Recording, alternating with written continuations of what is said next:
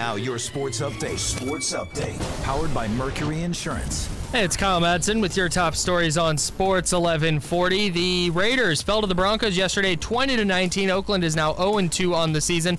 They led by 10 with 6 minutes to go in the game, but the Broncos rallied for a 20-19 win. Derek Carr was excellent despite the loss. He completed 29 of 32 throws for 288 yards and a touchdown. The Raiders hit the road again next week to take on the Dolphins in Miami. The 49ers narrowly avoided a catastrophic collapse at Levi's Stadium. They led the Lions 30-13 in the fourth quarter, but barely hung on for a 30-27 win. Matt Breida was a star for San Francisco. He rushed 11 times for 138 yards and a touchdown.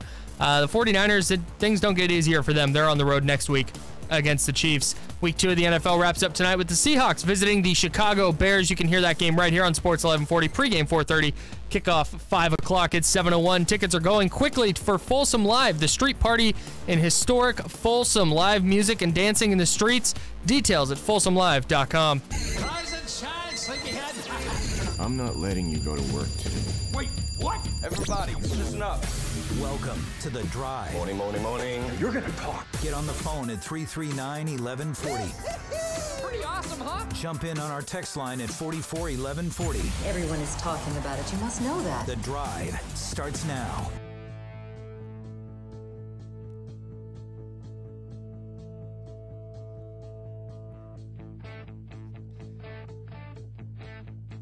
Good morning, everybody. Scott Marsh here today in for Carmichael Dave, who is at home taking care of his beautiful wife, Melissa, who is ill, and his kids.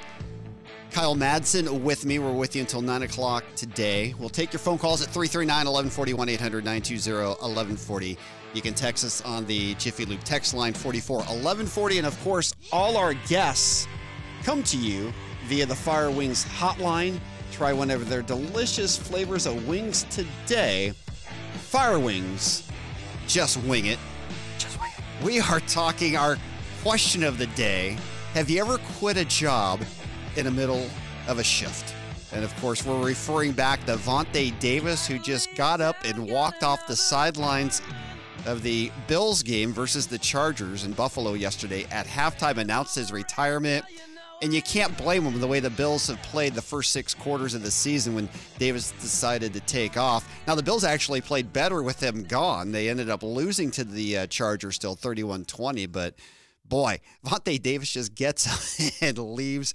And I've been imploring Kyle. I'm just like, regardless of what you have to say or whatever today, just don't leave me during the program. That's all I ask. Okay, I think I can do that. I have some stuff. I have some work stuff to do after the show today. Maybe I'll leave in the middle of that. All right. I actually I worked at a pizza place my senior year of high school, and one of the guys walks in and he goes, "I'm gonna go grab a smoke." Yeah. And he walks out the back, and like 3.5 hours later, we were like, "What? Where'd he go?" Yeah. Gone and totally gone. Turns out he had gone home, took a nap, woke up and was like, "I'm not going back," and that was he quit. Wow. We had something here at the station a while ago. I've been here a long time, so I've seen a lot of people come and go, and this was on the sales side. We had a person who got a job here, would show up every morning at 8:30, would be gone most of the day, but would come back around 4:30 or 5 o'clock. And after about 3 or 4 weeks of this, now he's in sales, so you're thinking, okay, out making calls, it's Sure. a flexible Meetings. schedule. It's not like you're supposed to be in the office all day long. But after a while, people started thinking, well, where is this guy going all day long, right? So eventually it turned out our manager at the time got a call from this person's other boss asking where he was. Now, the full story was, and not to get into all the detail here, but basically he had a second job. He would show up here, come in for about an hour or so, head to his second job for whatever he was doing for however long, and then show up back here at the end of the day to appear as if he had worked the full day. That's brilliant. It is brilliant. It is absolutely brilliant. And he got away with it, I would say, for at least 6 to 8 weeks. That's amazing. Yeah. Good for that guy. Oh, the story. Obviously not good, but if you can swing it. I guess. Wow. It worked for a while, and then it didn't work. So if you've got your story out there, if you ever quit a job in the middle of a shift, give us a call at 339-1140, 1-800-920-1140. We would love to hear that. Of course, we're talking a ton of NFL football. Monday Roundup, tons to talk about the Raiders and Niners, everything else going on in the NFL as well. The Raiders losing a heartbreaker to the Broncos 20-19. We're going to get into it in our next segment about Derek Carr and was that a bounce-back game or not. But certainly one thing that did go well that did not go well against the Rams was Marty Cooper, who was non-existent on the Monday night game, but certainly had a nice game in Denver and certainly got the pass, got targeted finally for the first time here in 2018, Kyle. Yeah. I don't know where he was on Monday night, but he was in the game Sunday. Who was that? We're talking about Marty Cooper. Yeah. They needed to get him involved. He is a legitimate star at that. Has the tools to be a legitimate star at that position. Yep. And bad receivers don't go for 1,000 yards in each of their first 2 years. That's just not. And people want to point to his drops last year, and sure it was an issue, but he is a stud. And they need to get into football, and they did it yesterday. They did. They did a lot of things to win that game. Unfortunately, they just didn't win it. They're 0-2, and now, as you know, teams that are 0-2, Kyle, I mean, it is kind of a death wish in the NFL. Your chances of making the playoffs after starting 0-2 go astronomically down. It has happened, but it's pretty rare. I believe the stat I saw yesterday. Don't quote me on this. It's less than 10%. Yeah, 88% of 0-2 teams have missed the playoffs. All right, it's not less than 10%. Since 1990. Yep. And I believe it was 203 of 231 teams or something like that have missed the playoffs. And I don't think that math is working out. It's a big number. We're not going to get caught up in Right. the math of it. We're just making the point that it doesn't look good for the Raiders. No, but you have to be. If you're a realistic fan, a realistic Raider fan going into this year, and thinking they just need to improve on 6-10, and maybe they won't win 10 games or 11 games and make the playoffs, but they just need to show improvement. They showed improvement in Denver from week 1 against the Rams. They should have won that game for sure yesterday, but they didn't. But they looked better. The offense looked more like we expected. The defense only gave up 20 points. If they play like they did yesterday for the rest of the year, I think they're looking at 8 or so wins by the end of the season, which to me is a success for them as Gruden kind of tries to build the team he wants. And it might be for the team. And you're right, Gruden's in a rebuild. Khalil Mack, after they let him, I won't even say let him go, but traded him, you knew it could be a tough year for them. As a Raider fan, are you looking at it the same perspective, though? Because you know the team's going to Vegas. So you've got this year, probably next year in the Bay Area, and then they're gone to Vegas. So do you have the same timeline as a Raider fan? Are you okay with them rebuilding under Gruden, or is this upsetting you that they're not better this season and not off to a quicker start, knowing that you only have a limited opportunity to see them here in Oakland? So that's the question that I have for Raider fan out there right now. How are you looking at it? Because, again, the Raider organization with Gruden, well, that's a 10-year timeline. We know that. It's $100 million in 10 years. But for fans right now, I mean, it's a limited opportunity, Kyle. Yeah, and I think when Gruden started unloading guys like Marquette King and the way he handled the Khalil Mack thing, it became very clear that the organization has no desire to be good now. They're looking, like you said, down the road 3-4 years when they're in Vegas and ensuring that they are contenders by then. They don't care about contending this year. They just don't. If they did, they would have hammered out a Khalil Mack deal. Yep. But they are hell-bent on letting Gruden build the team he wants, and that's going to lead to some growing pains. Yep, and we saw that yesterday. All right, let's go to the phone lines. Jack, welcome into the drive. How are you? I'm an extremely frustrated Raider fan. I hear you.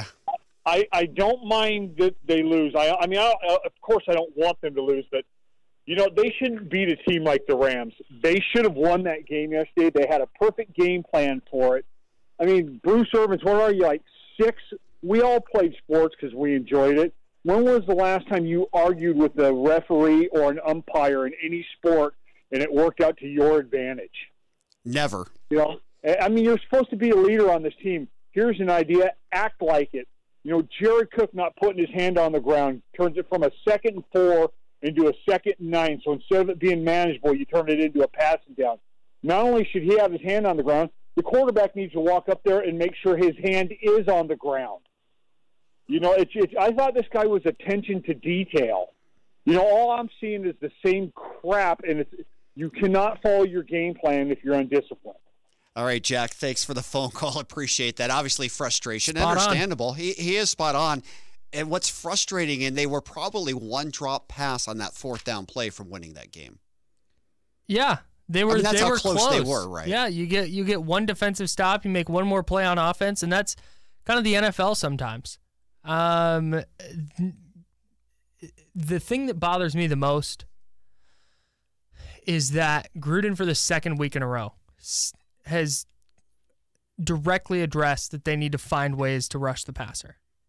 And yesterday he said, I don't know, maybe call more blitzes. It's like, dude, that is just like... Isn't that one of the funniest statements, though? Right. It's such an obvious, like, oh, Khalil Mack. Yeah, obviously. Right. It is obvious.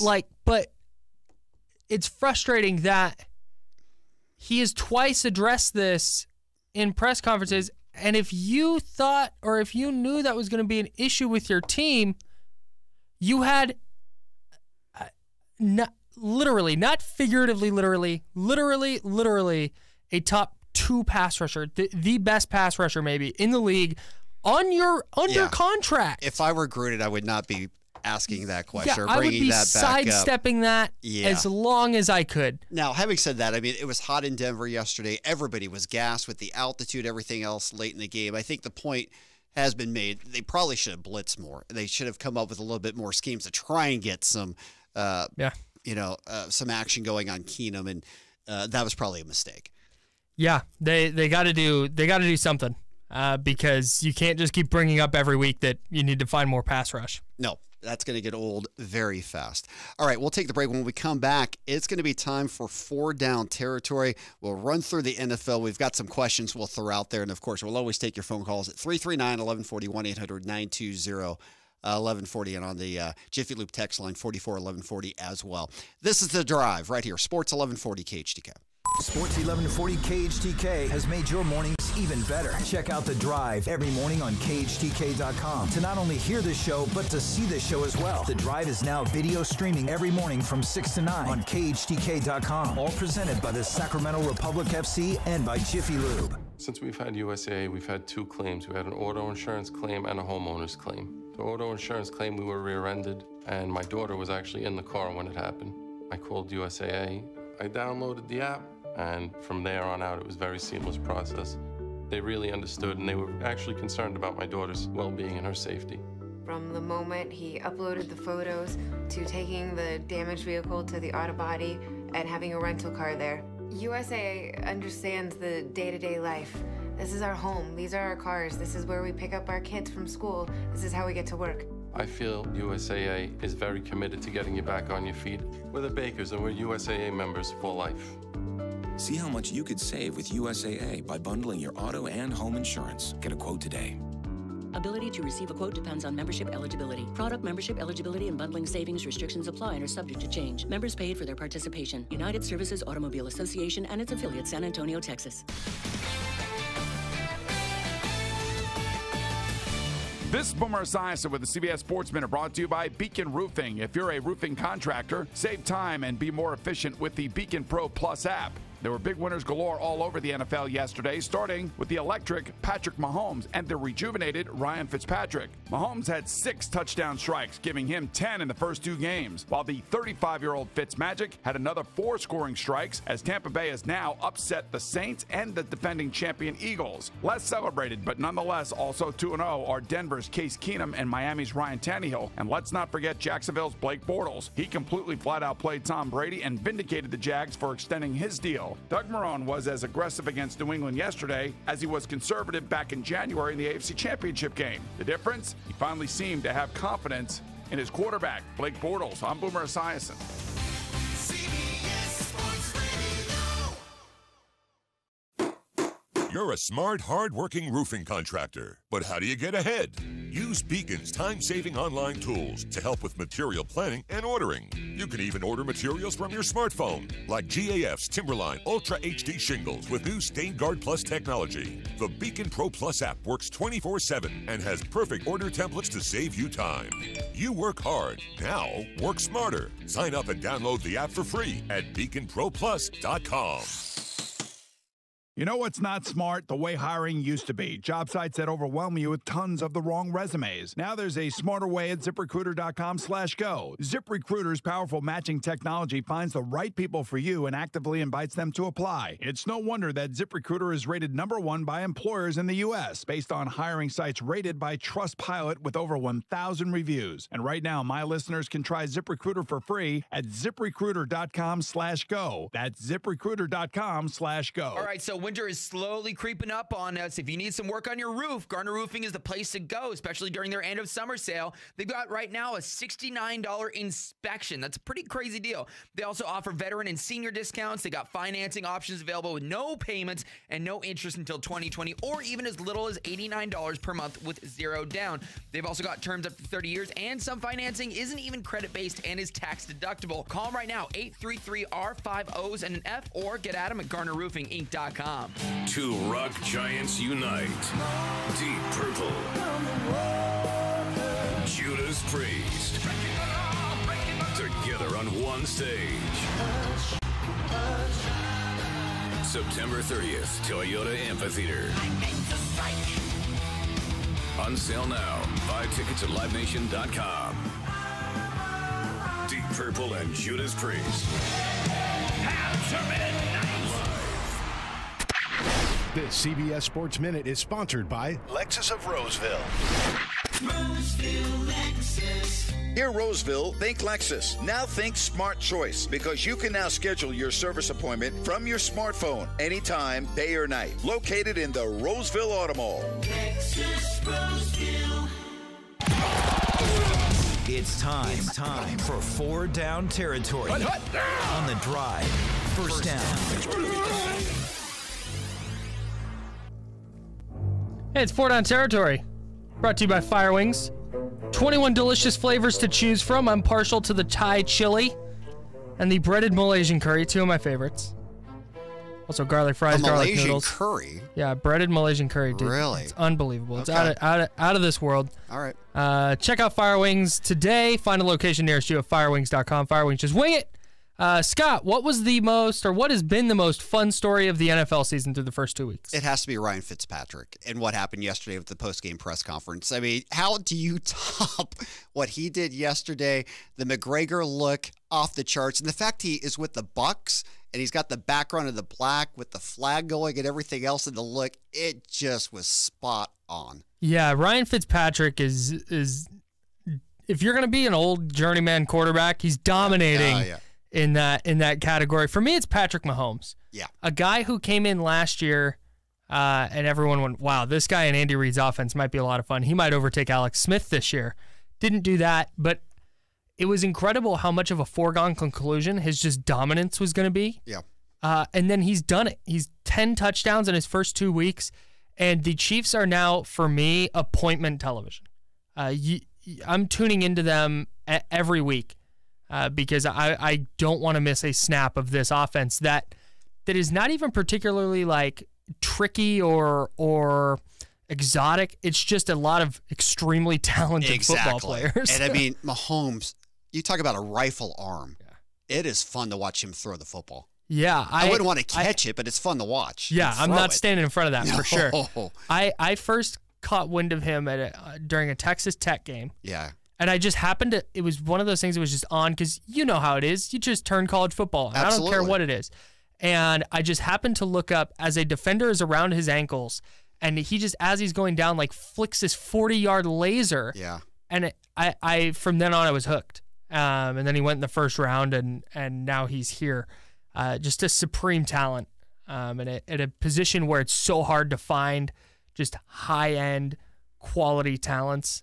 He's super fun to watch. This kid's the real deal. All right. Second down. Second down. 2nd down. What has surprised you the most, good or bad, from the season so far? Well, I'm going to answer it this way because I thought about this one. I thought you'd talk about Mahomes if I talked about Fitzpatrick. So I'm going to say what has surprised me the most and the least so far this season. And to me, it's the Cleveland Browns. And I'm going to say the most by how competitive they've been, because they easily could have beat the Steelers and they easily could have beat the Saints yesterday. Now, they could be 2-0, which to me would be the biggest surprise of the NFL early season. Okay. Now, the least surprising thing is despite having a chance at being 2-0 and probably should be 2-0, they're 0-1-1 because they're the Cleveland Browns, right? Right. And this is how it goes. If you're the field goal kicker Gonzalez right now, you are not feeling good about the prospects of being on that team for 16 weeks, because when you miss 2 extra points and 3 field goals in a game you lose by 3 points, your job's probably gone. Tough stuff. Right? It is tough stuff. And you just wonder if it's the kid, the kicker, or the Brown organization. It's the curse of having that Brown jersey on that is holding you down. Yeah, it feels like at this point they're a coach away, right? Like the talent's there. They've been in both of these games against possible playoff teams. Yes, absolutely.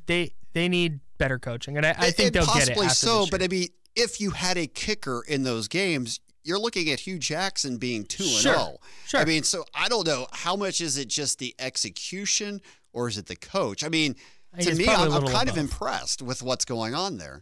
Yeah, the Browns.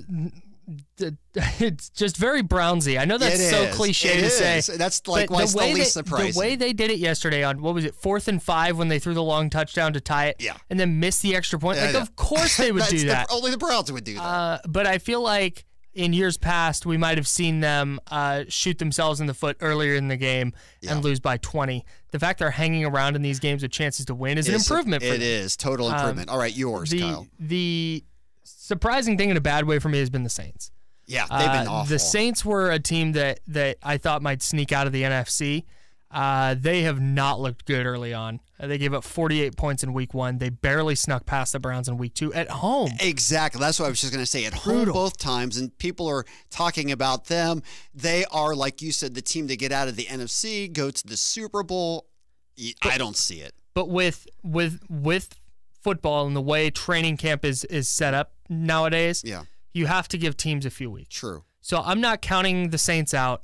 I'm not saying that they are no longer a Super Bowl contender, because perhaps they're just ironing out some kinks that they're going to mid-October start really rolling. Well, and the Bucs are 2-0, and the Browns are better. Not that the Saints shouldn't be 2-0, but maybe it's somewhat competition too. Yeah, it's how they've looked. 2 games I expected them to win, and they just have not looked good. No, they've looked awful. Doing it. Agreed. All right. 3rd down?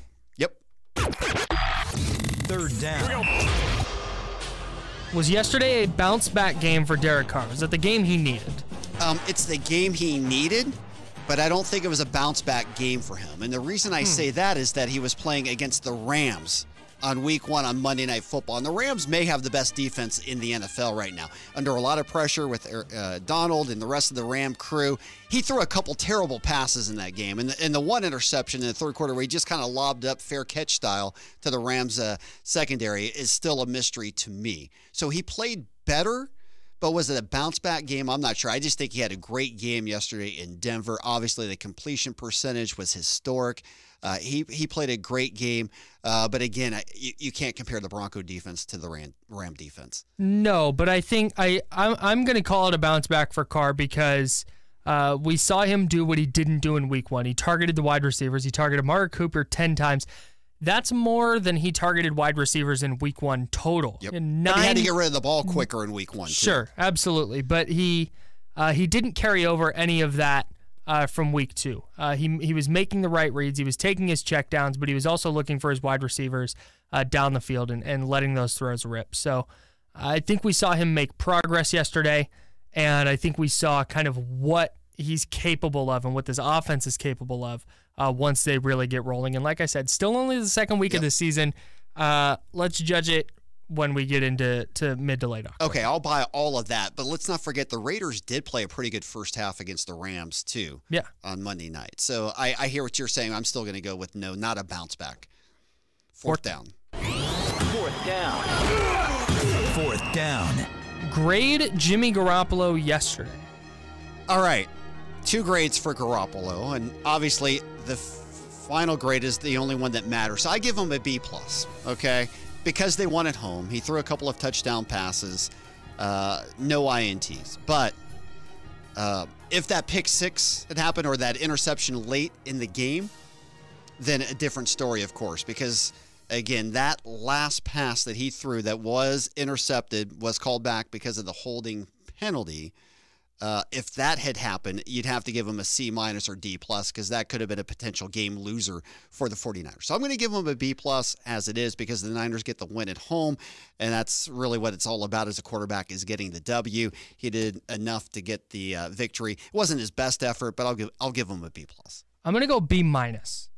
For a lot of the reasons you just said. That interception probably should have been an interception and would have been a backbreaker that had us talking about, did the 49ers make a mistake signing Jimmy Garoppolo long term? What we did see yesterday, he took 6 sacks, almost all of them coverage sacks. I would like to see him have better pocket awareness, get outside the pocket, maybe extend some plays. Throw it away. Get rid of the football. Because 6 sacks for minus 50 yards is rough on your offense. But he wasn't forcing throws into coverages, which is something we saw last week. So he made an improvement there. Now that next step is extending the play, getting rid of the ball, having that internal clock go off, and not taking those loss of yards. But I'll take a sack over an interception any day. So B-. There's plenty of room for improvement for Garoppolo. Yeah, fair enough. Agree with all of that as well. All right, we're through our 4-down territory. We'll take the break. We'll come back. Lots more NFL talk. We've got to get into that. Talk about bogus calls. I mean, the Clay Matthews sack that was called roughing was ridiculous. We'll talk about that as well. Rick, we appreciate you waiting patiently. We'll get to you as well on the phone lines. This is The Drive right here, Sports 1140 KHTK. Khalil Mack made quite a debut for the Bears in Week 1. Khalil is a true professional. How hungry he is. He gets another chance on the national stage as the Bears host the Seattle Seahawks tonight in Monday Night Football. Coverage begins at 4:30 following Grant and Doug here on Sports 1140 KHTK. We do sports. Ram Power Days have arrived just in time for football and tailgating season. And with Ram 1500, you'll have Hall of Fame power on game day. Now, well-qualified lessees of competitive vehicles get a low-mileage lease on the 2019 Ram 1500 Bighorn Crew Cab 4x2 for $249 a month for 36 months with $3,999 due at signing. Tax, title, license extra. Call 1-877-RAM-5722 for details. Requires dealer contribution, at least the U.S. Bank. 25% charge for each mile over 30,000. Residency restrictions apply. Take delivery by 10/1. Hey, Jason Ross here, and we all have financial questions. Like, what's the best way to use my tax refund? Do we have enough funds to renovate our kitchen? And are we putting enough money into our 401k? Whether you have questions about saving, spending, or anything in between, Bank of America's experienced financial specialists are here for you. Proudly serving the greater Sacramento area, so schedule that appointment at bankofamerica.com/conversation. And start the conversation. Homeowners, you've heard about Quality First Home Improvement being voted the best contractor in the area. Now, it's time to hear from one of their customers about why you should pick up the phone and call them today. I called Quality First to have them remodel my old kitchen to increase the value of my home. Not only did they do a beautiful job on my kitchen, but what I found was they helped me create great memories with my family and friends. Now we hang out in my gorgeous kitchen so much more. Thank you, Quality First. This is one of the many reasons you should call Quality First Home Improvement and make them your contractor for life. This month, Quality First is having their summer savings sale. Call them today to find out about their financing options and how you can get your home remodeled with no money down and no interest for the first 12 months. Remodeling has never been easier or more affordable. For information on their summer savings sale, call 855-8012345. That's 855-8012345. Quality First Home Improvement, your contractor for life. License number 875772. Toyota Tacoma and 4Runner are the most respected trucks on the road or off it. And now you can save big with amazing deals. Get to your Toyota dealer for $1,000 cash back on Tacoma and 4Runner. Get yours, and the fun won't have to end just because the road does. Wouldn't it be nice to hit the trail in your new Toyota? Cashback is available through TMNA and must be applied to transaction. Excludes TRD Pro. Offers end 10/1/18. Wouldn't it be nice? Toyota. Let's go places. This ain't the first time it's happened, is it? Yeah, that's how it is with backed up drains. A DIY fix might clear things up for a little bit, but you'll keep getting backed up at the most inconvenient times until you fix it right. So call the home service heroes at Bonnie. For most clogs, Bonnie can fix your drain for just $97. They'll use professional-grade equipment to cable out your clogged drain till it's flowing free and clear. Boom, problem gone. No more half measures and no more worries. Not every problem can be fixed by cabling, but Bonnie has the cameras, tools, and expertise to diagnose and fix bigger problems correctly. Plus, their stand-up techs will shoot you straight, show you the video, and provide guaranteed quotes. But honestly, 80% of the time, it's a $97 fix, if you're smart enough to call Bonnie. Details at Bonnie.com. License 696355. BONNEY. Bonnie.com. Orchard Supply hardware stores are closing and prices have been slashed. Now save 15 to 50% at all Orchard Supply hardware locations. Off lowest ticketed prices. Limited exceptions apply. Everything is on sale. Grills, patio furniture, paint, hardware, tools, electrical, plumbing, and more. Everything must go. 15 to 50% off your favorite brands. 15 to 50% off all your DIY and home repair needs. Off lowest ticketed prices. Limited exceptions apply. Don't miss the huge liquidation savings at Orchard Supply hardware store closing sale. Sacramento Republic FC is back in action Saturday, September 29th at Papa Murphy's Park. First to Portland Timbers 2. Game time 7:30 p.m. Go to SacRepublicFC.com for ticket info. Sports 1140 will be at King Kong Brewing Company, 1709 Del Paso Boulevard this Thursday from 6 to 7 p.m. Win prizes and enjoy great beers at King Kong Brewing, proud sponsor of Sports Fest. Now your sports update. Powered by Mercury Insurance. Hey, it's Kyle Madson with your top stories on Sports 1140. The Oakland Raiders fell to 0-2 with a 20-19 loss to the Broncos in Denver yesterday. Oakland led 19-10 with 6 minutes to play, but the Broncos rallied for 10 points on their next 2 drives to steal a victory. Derek Carr, he was excellent despite the loss. He was 29 of 32 for 288 yards and a touchdown. The Raiders are on the road again next week in Miami. The 49ers, they narrowly avoided a massive collapse at Levi's Stadium. They led the Lions 30-13 in the fourth quarter, but barely hung on for a 30-27 win. Matt Breida was the star for the 49ers. He rushed 11 times for 138 yards and a touchdown. San Francisco's schedule doesn't lighten up at all. They're on the road against the Chiefs next weekend. Week 2 of the NFL wraps up tonight with the Seahawks visiting the Bears. You can hear that right here on Sports 1140. Pregame at 4:30, kickoff at 5 o'clock. It is 7:32. Tickets are going quickly for Folsom Live, the street party in historic Folsom. Live music and dancing in the streets. Details at folsomlive.com. To call the drive, 339-1140, 1-800-920-1140. You can also text them at 441140. They're ready to believe you. I don't know about believe, but we're ready to listen to you. Scott Marsh in for Carmichael Dave, who daddy duties today with an ill wife. We can all understand that. Well, I guess I can't. I'm single. Kyle, you can't understand that either. So, you know what? We don't understand it. We're not really buying it, but we're here anyways until 9 o'clock this morning. And if you want to, you can watch this at KHTK.com as well. The video cast is up. And now, Kyle, I realize there's a second problem with the video cast. I already knew what the first one was. The first one was, of course, having to watch Dave for 3 hours. Well, minus the breaks when he goes out to smoke. But now you guys all know my pain. Yeah, I get it. The second problem, as I realize, is I came walking in here, during the breaks, my addiction, I like to go grab water, okay? Just to keep the mouth cleansed, palate, all that good stuff, right? So I come walking through the door, I'm not even thinking about it, right? Because you know what the first rule about this studio is, our brand new gorgeous studio, as you'll see if you watch the video cast, but the golden rule is you cannot bring any sort of water, drink, anything in here because, if you were to spill, it would be serious. We've had this happen before where somebody spilled on our brand new board and it's blown everything up. We've gone off the air. It's been total catastrophe. So I bring in my cup of water. I'm not even thinking about it, right? Then I realize, you know what? I'm on camera now. Yeah, and dude, our engineer's going to see this.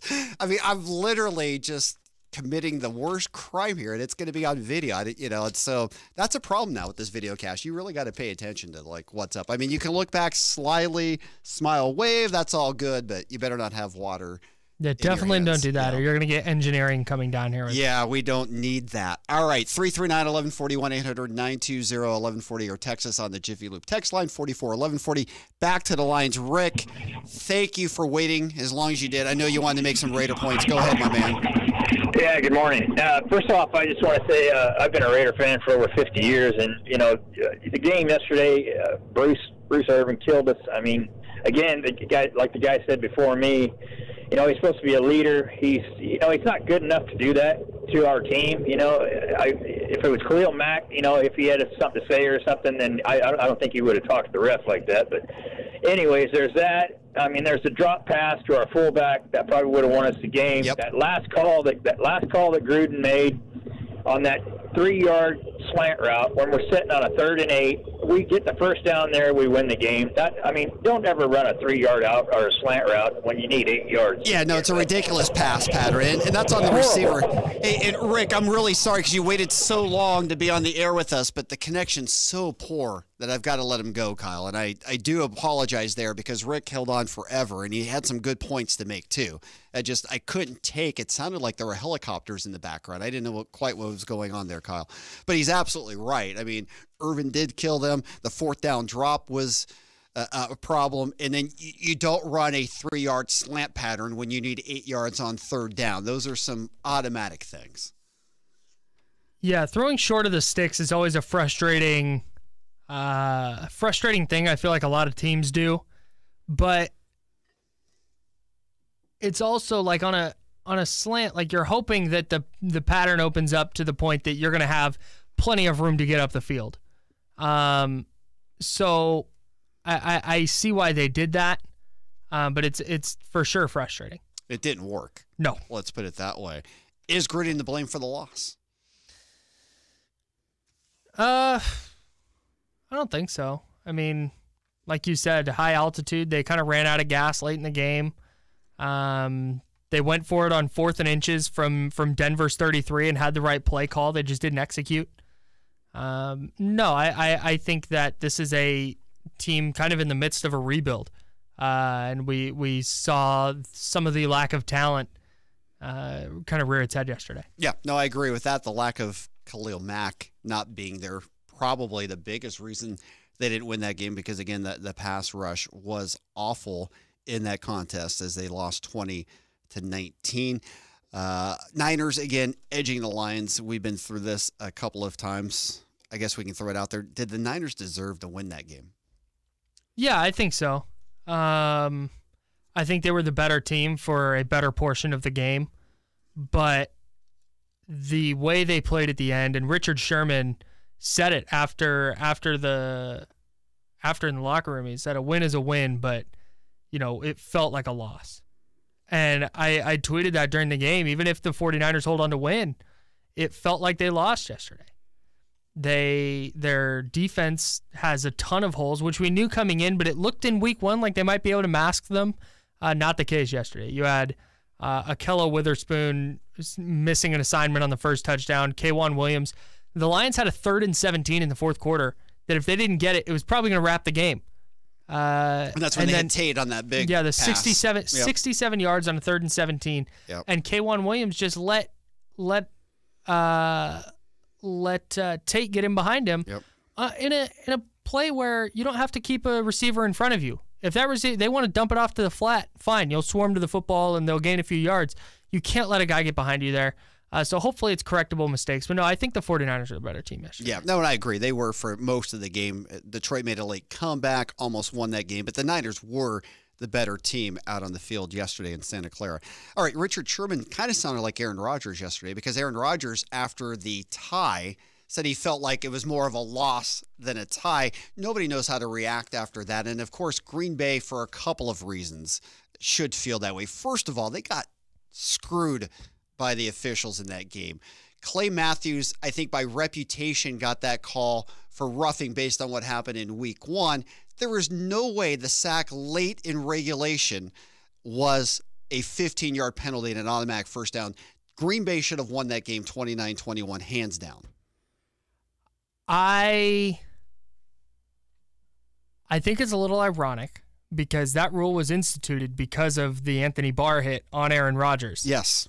But by the letter of the rule, they don't want defenders lifting quarterbacks off their feet and driving them into the ground. Of course not. So by the letter of the rule, I see why that was a flag. But, dude, have some discretion. But like, he did not – he tackled him. He just tackled him. He turned his helmet away from him. If anything. Shoulder to the stomach. A form tackle. How you were taught to tackle from the time you are in Pee Wee football. Yes, textbook. And I didn't think he didn't like make an extra effort to pick him up and then jump and drive him into the ground. He tackled him. And again, I'm going to say this for the 10th time here. Letter of the rule, probably a flag. But if you're a ref in that situation, you have to realize like that. You have to realize you just made a horrible call. Yeah, you can't throw a flag in that should be reviewable like any other play. I mean, because if they go back and review that, it's overturned and Green Bay wins that game. And I'm not even sure that Kirk Cousins didn't lift himself throwing the ball, that he didn't partially come up in the air in the act of throwing the ball that made it look like Clay Matthews may have lifted him just a little bit to begin with. Yeah, it's extremely hard to play defense in the NFL. You can't hit the quarterback low. You can't hit them high. And now if you hit them in the stomach, you're inevitably going to take them to the ground in a way that's probably going to draw a flag. And that's a 15-yard flag. That's huge. So I'm totally with you on this in terms of being able to review basically any personal foul. I know it would probably take forever. But if you have a ref up in the booth that's watching and that can go, oh, yeah, no, that definitely wasn't a flag. At least be able to challenge that play if you're a coach on the sideline. Come on. Maybe in real time that looked bad. But if you watch a replay, I've seen the slow motion replay, the frame by frame. He did not. That is not a dangerous hit. Not even close. I mean, if you are showing tape to teams in the off-season about here's how you have to hit a quarterback, they would show that as an example of how this is how you have to go after a quarterback. But they probably wouldn't. And the problem is, if you're not showing that, I don't know what you're showing. I don't know how you're supposed to tackle the quarterback if that's not it. Because if Matthew's there, okay, so what are Matthew's options there? He can go low, flag. If he goes up high, any sort of helmet contact or shoulder or anything else, it's 15 yards. Right. So he went to the next logical area, which is the midsection, and it resulted in a flag. I've been afraid of this for a couple years, and I keep waiting for it to happen, where defenders just go, if I'm getting 15 anyways, I'm going to make sure this really hurts. Right. I'm going to make it worth it. Yeah. Yeah. And that's where I think the league is kind of heading, where you get a free shot at the quarterback. You're going to start seeing guys really get leveled and earning the 15 yards they were going to get anyways. Yeah, it was not, going back and using a Green Bay reference. It wasn't like Brett Favre being thrown to the ground, like you'll recall a couple of decades ago when he was just pile-driven into the ground. I mean, it was a tackle, and really the NFL has to do something about that. We understand the safety. And honestly, I think through the first 2 weeks, we thought it would be an apocalypse with so many flags and so many illegal tackles and all these things being called. It really hasn't shown up so far. They just showed it again, and dude, Cousins' feet don't even come off the ground, man. That's such a bad call. It's the worst call I'm watching ever. On the TV I know, I'm watching, screen, I see the replay right in time. It's a terrible, terrible, terrible call. I don't know how the NFL fixes this, because they've, by denying the adverse effects football has on your health for so long, they've now put themselves in the position where they have to dramatically overcorrect the other way. And you have game-changing calls like this where the Packers defense made a play to win the game. Absolutely. You have to be able to review that play. That's the bottom line. Like in college football, for example, they have the targeting rule. And so if targeting is called at the college level, it's automatically reviewed. And if it's upheld, the player's thrown out of the game. But it can be reversed. And they need something like that in the NFL right now, because you have to have safety. We all understand that. But it can't be so one-sided that games are being taken away for legitimate plays. All right, enough said on that. But talking about other ridiculous NFL penalties, I mean, these defensive holding penalties, which are 5 yards and an automatic first down, were huge in a lot of games yesterday, including in the favor of the 49ers. I mean, because that's a pick, against Garoppolo and sets up a game-winning field goal or game-tying field goal at the least, maybe a game-winning drive, all because 50 yards away from the ball, somebody touched somebody's shoulder with a hand. Well, he held him for sure.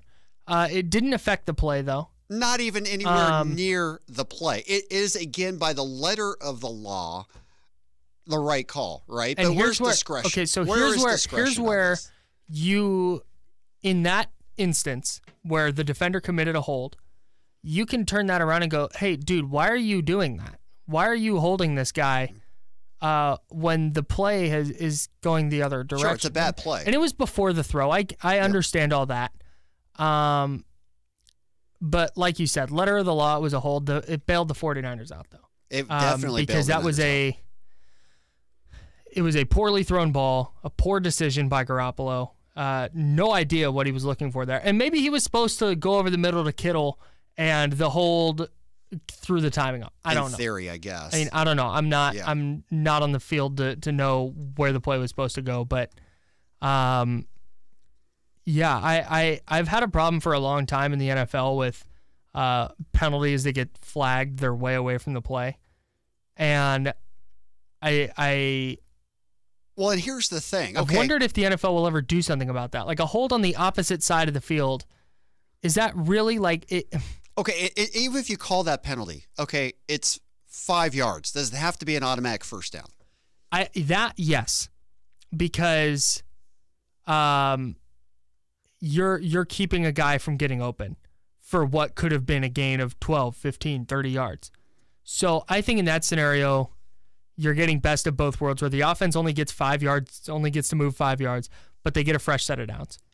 Instead of making it a 10-yard penalty where not only are they going to get a first down, but they get that 10 extra yards. Okay, and of course the other thing with the NFL being a spot foul for pass interference, and that's something that's been talked about for the ages too. College football, it's 15 yards.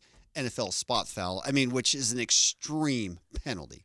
Yeah, because you get people, like Joe Flacco has done this for years, where when they need a bailout, they just try and draw a pass interference penalty. Torrey Smith was very good at it. You just go up over the defender when the ball gets there, and you kind of try and fight back to the football, and defender doesn't have his head around, it's a flag. And like you said, it's a spot foul. The issue with making it a 15-yard penalty instead of a spot foul is that in that same scenario, you're just going to have defenders mugging receivers and taking their 5 yards instead of trying to defend the pass. Now, the other argument against that, arguing with myself here. Yes. I like it when you argue against yourself. Yeah. You're a pro and a con. Yeah. If the defender is close enough to mug the receiver, he's going to be trying to make a play on the ball. So, I don't foresee the NFL changing that, though. No, I don't. Of all the rules they're going to change, I don't think that's. I don't think that's going to be changed. But one thing that I would love seeing too, and again, we've seen this 2 weeks in a row now. I think it's the first time since the inception of the overtime in 1974 is we've had ties in back-to-back weeks to start the year. And why are we still having ties in football in 2018? It works in soccer, okay? It doesn't work in football. It just doesn't work. They dropped the overtime by 5 minutes to try and take some of the minutes out of the game, to take some of the hits out of overtimes, and this is going to be the result.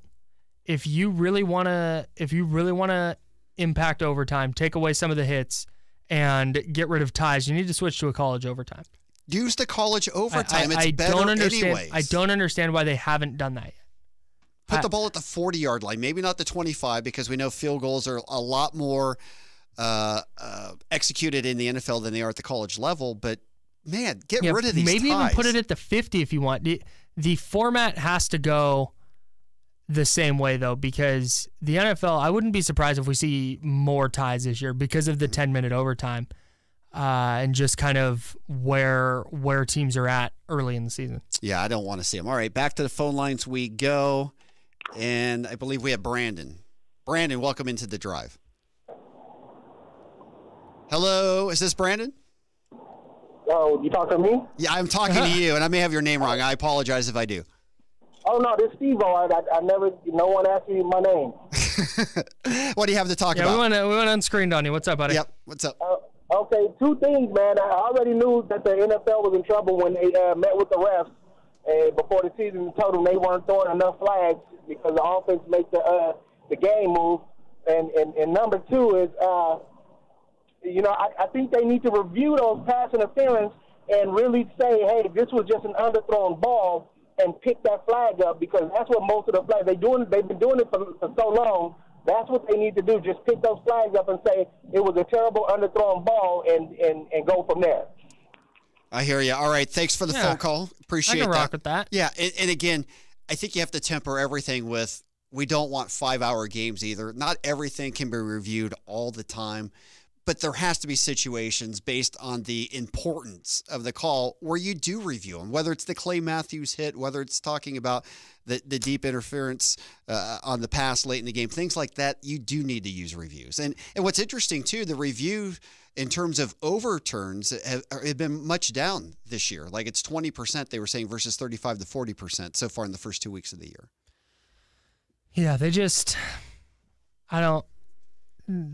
thing that's going to drive people away from football is going to be their team losing multiple games because of these ticky-tack flags.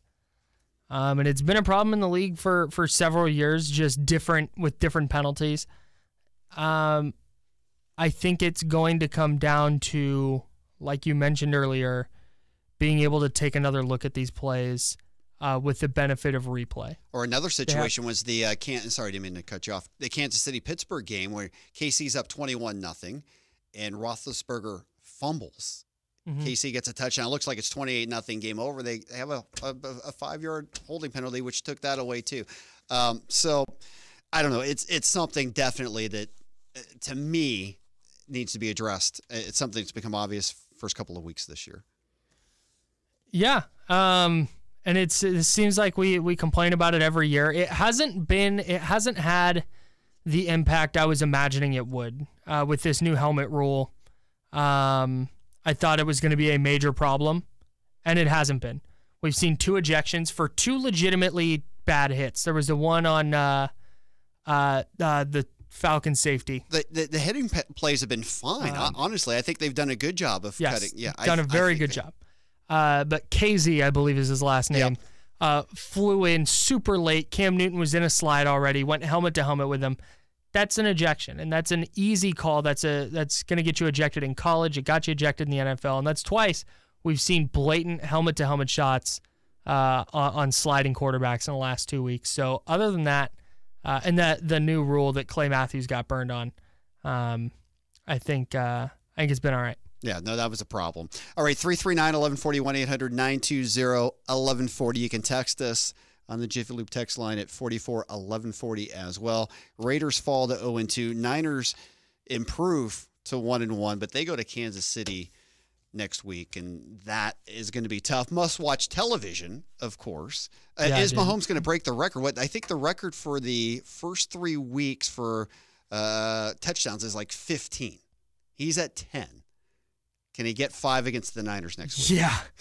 Easily? The Niners defense is, especially if Jaquiski Tartt is out, it could be a rough go of it. They get Reuben Foster back, which will help in the middle of their defense, but that secondary is not good. I mean, Mahomes is on pace for like 80 touchdown passes at this rate. Is he going to end up with over 50? Is this KC offense going to slow down eventually? Yeah, I think once you start getting tape on it and you start because he's going to make some mistakes eventually, and people will start to kind of get an idea of some of his tendencies, what he does well, what he doesn't. NFL coaches are always going to figure you out, but I don't think they're going to slow down to the point that we go, wow, remember when we thought Kansas City was good? Like, they're going to make the playoffs. They're going to be a dangerous team. Nobody wants to play in the playoffs. Yeah, it's obvious. This is a good football team. The Kansas City Chiefs. All right, we're 2 hours through the drive. We'll come back. We're going to do our NFL Roundup in the next segment. We'll have some sound from the league on this and, of course, break down everything that happened week 2 in the NFL. This is The Drive right here, Sports 1140 KHTK.